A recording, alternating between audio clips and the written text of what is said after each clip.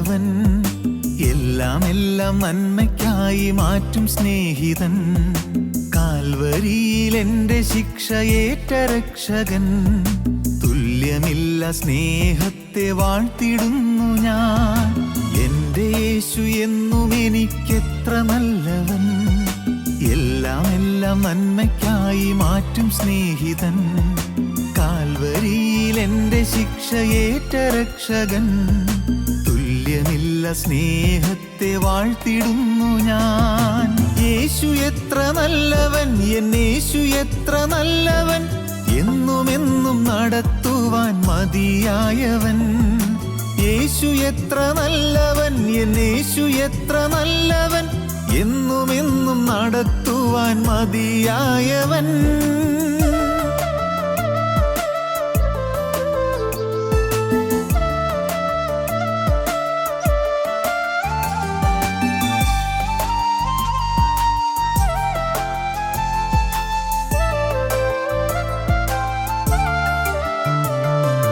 കൂരിരുളിൻ താഴ്വരയിൽ ദീപമായവൻ, ആർത്തനായി വിതുമ്പിയപ്പോൾ മിഴി തുടച്ചവൻ.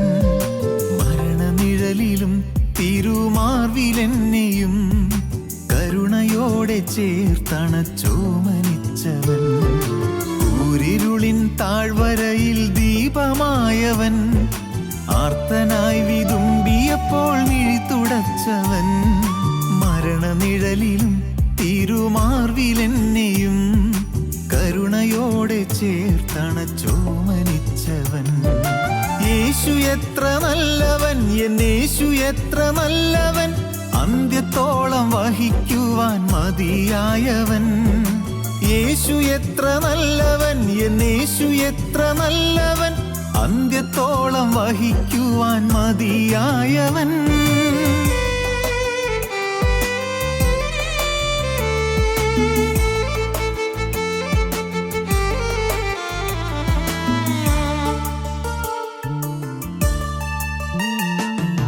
അനുഗ്രഹങ്ങൾ അനവരതം അനുഭവിക്കയിൽ, കാണുന്നതിൻ മറുവിലയാമരക്കുരിശതിൽ. തിരുനിണത്തിനാലൻ പാപം കഴുകി മാറ്റിയ അരുമനാഥനായി സമർപ്പിച്ചിടുന്നെന്നെയും. അനുഗ്രഹങ്ങൾ അനവരതം അനുഭവിക്കയിൽ, കാണുന്നതിൻ മറുവിലയാമരക്കുരിശതിൽ. തിരുനിണത്തിനാലൻ പാപം കഴുകി മാറ്റിയ അരുമനാഥനായി സമർപ്പിച്ചിടുന്നെന്നെയും. യേശു എത്ര നല്ലവൻ, എന്നേശു എത്ര നല്ലവൻ, ക്രൂശിലെനിക്കായി മരിച്ച നല്ല ഇടയൻ. യേശു എത്ര നല്ലവൻ, എന്നേശു എത്ര നല്ലവൻ, ക്രൂശിലെനിക്കായി മരിച്ച നല്ല ഇടയൻ.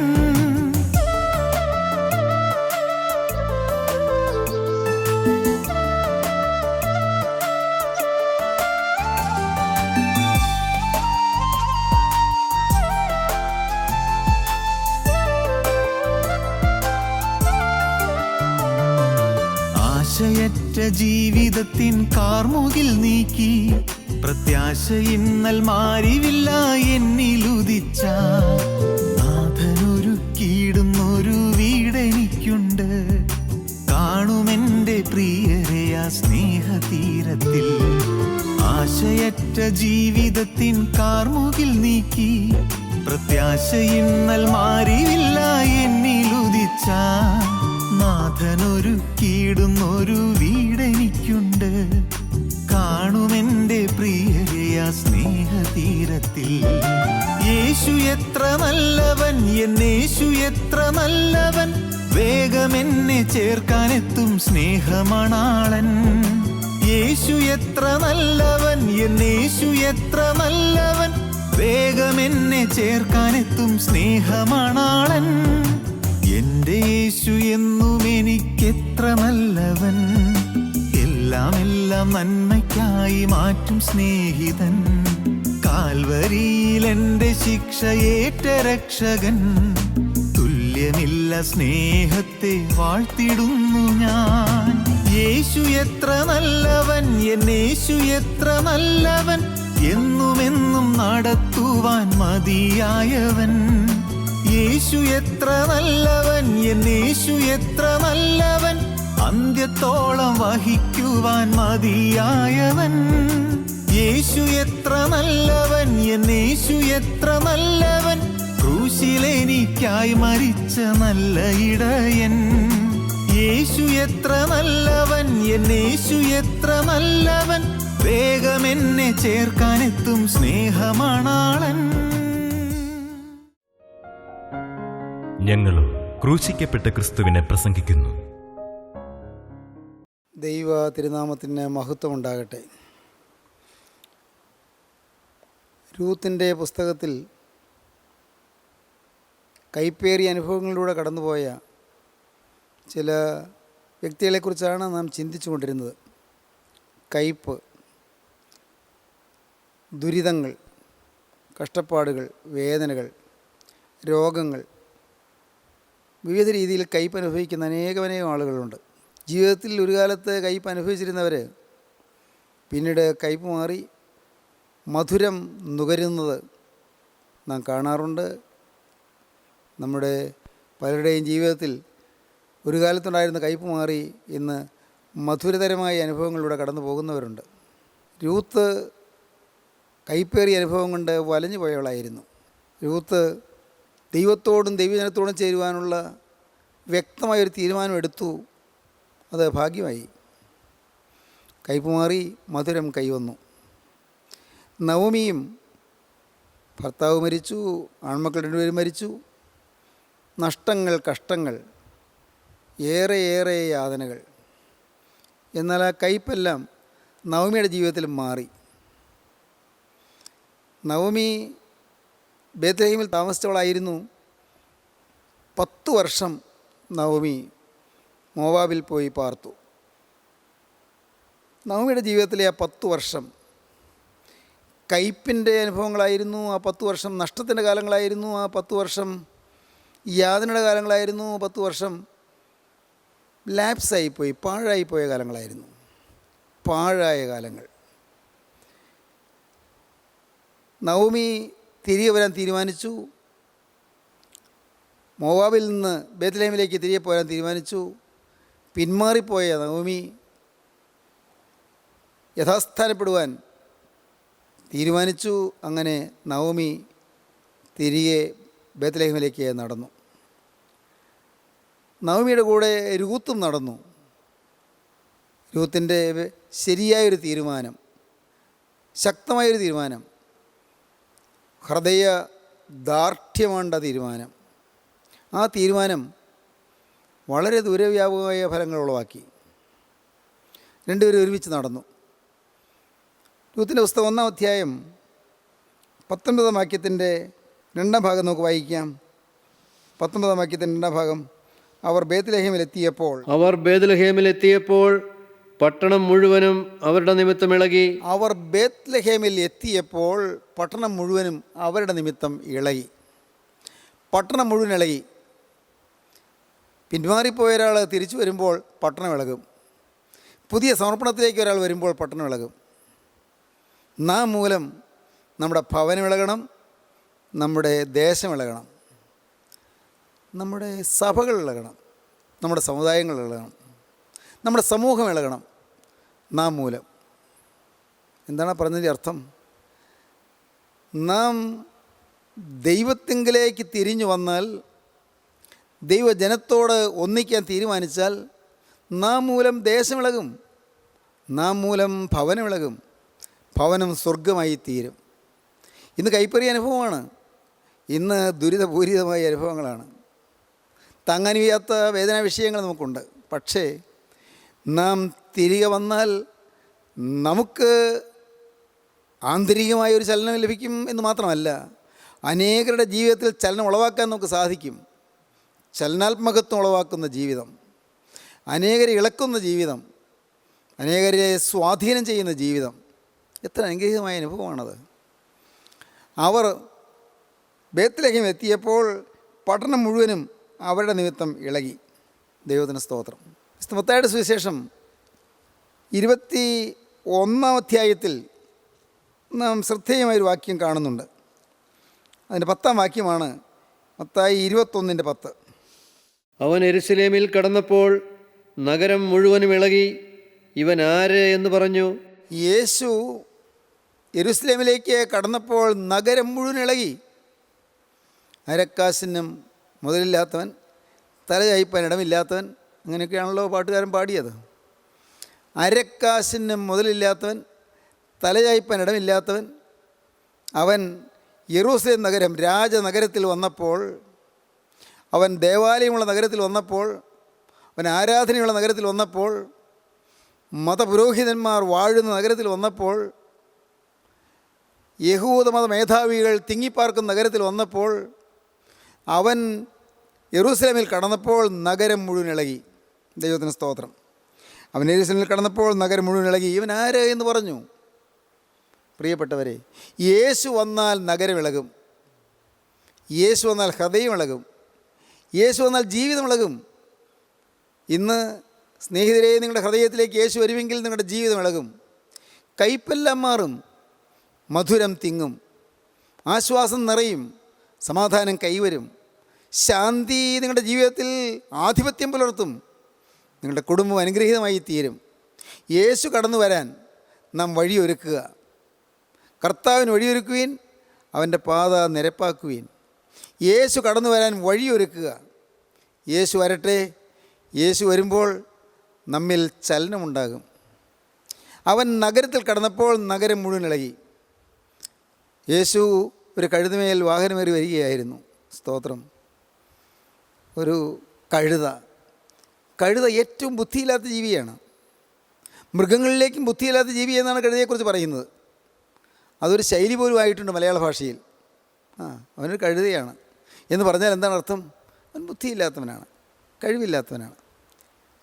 കഴുതയുടെ സൗന്ദര്യം കഴിവില്ലാത്തതാണ്, മോശമാണ്, സൗന്ദര്യമില്ല. കഴുത ബുദ്ധിയില്ലാത്തതാണ്, ബുദ്ധിയില്ല, സൗന്ദര്യമില്ല. കഴുത, അതിൻ്റെ സ്വരം കർണകഠോരമാണ്. കഴുതയുടെ ശബ്ദം ചെവിക്ക് ഇമ്പമില്ലാത്തതാണ്. കഴുതയുടെ സ്വരം മോശം, സൗന്ദര്യം മോശം, ബുദ്ധി മോശം. ആകെ കഴുതയ്ക്ക് ഒരു കാര്യം മാത്രം, എന്താണെന്നറിയാമോ? ചുമട് ചുമക്കാനറിയാം. എത്ര ചുമട് വെച്ചാലും ചുമന്നോളും.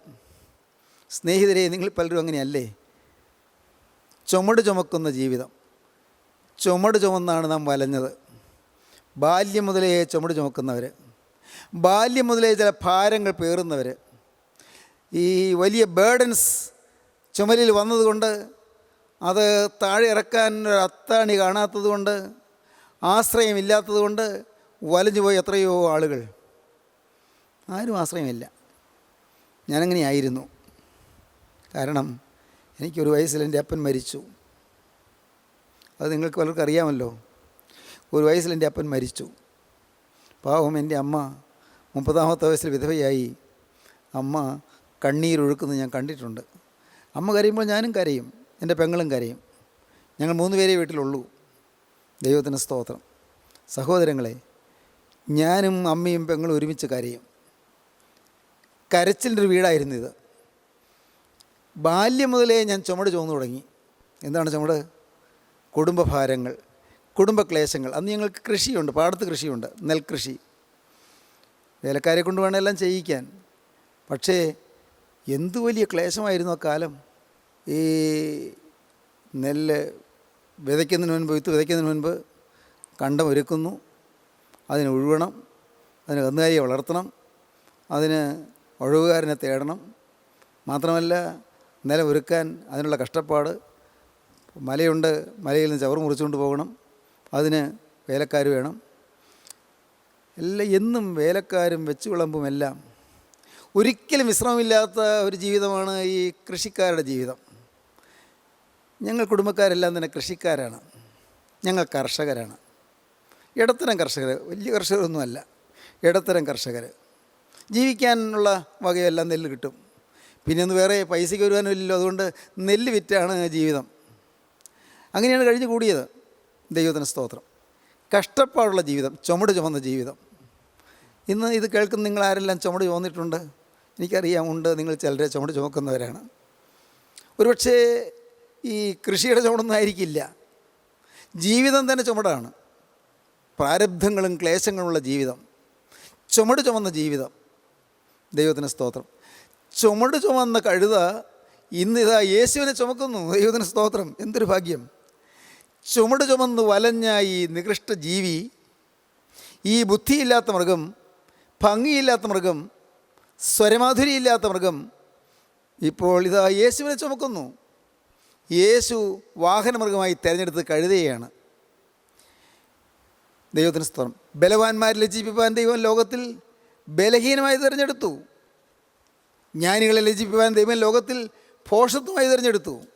ഉള്ളതിനെ ഇല്ലായ്മയാക്കുവാൻ ദൈവം ലോകത്തിൽ കുലഹീനവും നികൃഷ്ടമായതും ഏതുമില്ലാത്തതും തിരഞ്ഞെടുത്തു. സ്തോത്രം. കൊരിന്ത്യലേഖനത്തിലെ അപ്പോസ്തലനായ പൗലോസ് പറയും, 1 കൊരിന്ത്യർ 1 അധ്യായത്തിൽ പറയും. ദൈവത്തിന് സ്തോത്രം. ബലവാന്മാരെ ലജ്ജിപ്പിക്കാൻ ദൈവം ലോകത്തിൽ ബലഹീനമായി തിരഞ്ഞെടുത്തു. ജ്ഞാനികളെ ലജ്ജിപ്പിക്കാൻ ദൈവം ലോകത്തിൽ ഭോഷത്വമായി തിരഞ്ഞെടുത്തു. ഉള്ളതിനെ ഇല്ലായ്മയാക്കുവാൻ ദൈവം ലോകത്തിൽ കുലഹീനവും നികൃഷ്ടമായതും ഏതുമില്ലാത്തതും തിരഞ്ഞെടുത്തു. കുതിരയല്ല യേശുക്രിസ്തു വാഹനമൃഗമാക്കിയത്. കുതിച്ചോടുന്ന കുതിരയല്ല, ചുമട് ചുമന്ന് വലഞ്ഞു പോയ ഒരു സാധു ജീവിയാണ്, കഴുതയാണ് യേശു വാഹനമൃഗമാക്കിയത്. ദൈവത്തിന് സ്തോത്രം. അതുകൊണ്ടല്ലേ നമുക്ക് ഇന്ന് ക്രിസ്ത്യാനി വിശ്വാസികളായി നിൽക്കുന്നത്. നമുക്ക് ഇന്ന് യേശുക്രിസ്തുവിൻ്റെ വചനം കേൾക്കുന്നത് കൊണ്ടല്ലേ, നമ്മെ തിരഞ്ഞെടുത്തതുകൊണ്ട്. വിലയില്ലാത്തവരെ വിലയുള്ളതാക്കി ജീവനുള്ള നാഥൻ കണക്കാക്കിയതുകൊണ്ട്, വിലകെട്ടവരെ വിലയുള്ളവരാക്കി മാറ്റാൻ ക്രിസ്തുവിന് മനസ്സായതുകൊണ്ട്. ഹല്ലേലൂയ. ദൈവത്തിന് സ്തോത്രം. സ്നേഹിതരെ, യേശു നമ്മെ തിരഞ്ഞെടുത്തു. കഴുതവേൽ യേശു വാഹനമേറി. യേശു വാഹനമേറുന്നതിന് മുമ്പ് കഴുതയെ കൊണ്ടുവന്നപ്പോൾ ശിഷ്യന്മാർ കഴുതയുടെ മേൽ വസ്ത്രം വിരിച്ചു. യേശുക്രിസ്തുവിന് വേണ്ടി വസ്ത്രം വിരിച്ചു കഴുതമേൽ. യേശുക്രിസ്തു കയറിയിരുന്നു. കഴുത നീങ്ങുകയാണ്. അപ്പോഴുണ്ട് ഈ കഴുതയുടെ മുന്നിൽ കുഞ്ഞുങ്ങൾ ആർത്തു വിളിക്കുന്നു, ഹോസന്ന, ദാവീദുപുത്രന് ഹോസന്ന. ദൈവത്തിന് സ്തോത്രം. ഇസ്രായേൽ രാജാവായി വരുന്നവന് ഹോസന്ന. ഇതാണ് ഞാൻ ആദ്യം പറഞ്ഞില്ലേ, അരക്കാശിന് മുതലില്ലാത്തവൻ തലയായപ്പിന് ഇടമില്ലാത്തവൻ. കുഞ്ഞുങ്ങൾ വാഴ്ത്തുന്നു, കുഞ്ഞുങ്ങൾ പുകഴ്ത്തുന്നു, കുഞ്ഞുങ്ങൾ ആരാധിക്കുന്നു, കുഞ്ഞുങ്ങൾ ആഘോഷത്തോടെ ആരവാരത്തോടെ പുകഴ്ത്തുന്നു. ദാവീദുപുത്രന് ഹോസന്ന. ദൈവത്തിന് സ്തോത്രം. അപ്പോൾ കുഞ്ഞുങ്ങൾ സൈത്തിൻ കൊമ്പുകൾ വെട്ടി വിതറി, ഇലകളും പുഷ്പങ്ങളും വാരി വിതറി. ആകെ ആഘോഷം, ആകെ ആരവാരം. ഈ ആരവാരം കണ്ടപ്പോൾ യെരൂശലേം ദേവാലയത്തിലെ പുരോഹിതന്മാർക്ക് മറ്റും രസിച്ചില്ല. ഇതെന്തൊരു കഷ്ടം, ഇങ്ങനെയൊക്കെയാണോ? ഇതെന്താണിത്? ഈ വിലകെട്ട് നസറായൻ, തച്ചൻ്റെ മോൻ, അവന് വേണ്ടി ഈ ആഘോഷങ്ങൾ നടത്തുക. ഇതെല്ലാം ആഘോഷങ്ങളെന്ന് പറയുന്നത് അത് മേലേക്കടയിലുള്ളവർക്ക് വേണ്ടിയല്ലേ വേണ്ടത്? ഈ നിസ്സാരന് വേണ്ടി നടത്തുന്നത് ശരിയോ? ഇവരെ വിലക്കുക, ഇവർ മിണ്ടാതിരിക്കാൻ പറ. കർത്താവ് പറഞ്ഞു, ഇവർ മിണ്ടാതിരുന്നാൽ കല്ലുകൾ ആർത്ത് വിളിക്കും. ഇവർ മിണ്ടിയില്ലെങ്കിൽ കല്ലുകൾ ആർത്ത് വിളിക്കും. നിർജീവമായ കല്ലുകൾ ആർത്ത് വിളിക്കും. ശിലാഹൃദയമുള്ളവർ തകർന്ന് ആർത്ത് വിളിക്കും. കല്ലിച്ച ഹൃദയമുള്ളവർ ആർത്ത് വിളിക്കും. ഇവർ മിണ്ടാതിരുന്നാൽ കല്ലുകൾ ആർത്ത് വിളിക്കും. ദൈവത്തിന് സ്തോത്രം. പട്ടണം ഇളകുകയാണ്. അവൻ യെരൂശലേമിൽ കടന്നപ്പോൾ നഗരം മുഴുവൻ ഇളകി. ഇവൻ ആര് എന്ന് പറഞ്ഞു.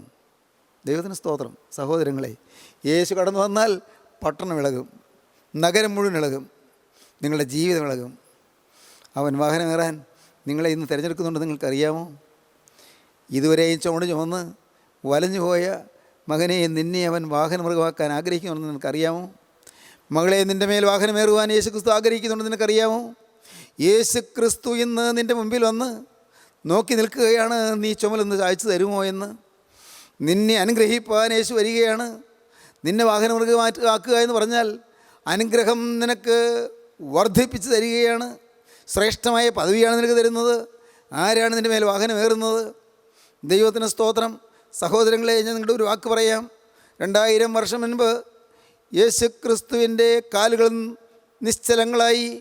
2000 വർഷം മുമ്പ് യേശുവിൻ്റെ നാവ് നിശബ്ദമായി. 2000 വർഷം മുൻപ് യേശുവിൻ്റെ കണ്ണുകൾ അടഞ്ഞു. 2000 വർഷം മുൻപ് യേശുവിൻ്റെ കൈകൾ നിശ്ചലങ്ങളായി. ദൈവത്തിന് സ്തോത്രം. എന്നാൽ അന്ന് മുതൽ ഇന്നയോളം യേശുക്രിസ്തുവിന് വേണ്ടി ശബ്ദിക്കുവാൻ അനേകരുടെ നാവുണ്ടായി. യേശുക്രിസ്തുവിന് വേണ്ടി നടക്കുവാൻ, ചലിക്കുവാൻ അനേകരുടെ കാലുകളുണ്ടായി. യേശുക്രിസ്തുവിന് വേണ്ടി പ്രവർത്തിക്കുവാൻ, അധ്വാനിക്കുവാൻ അനേകരുടെ കരങ്ങളുണ്ടായി.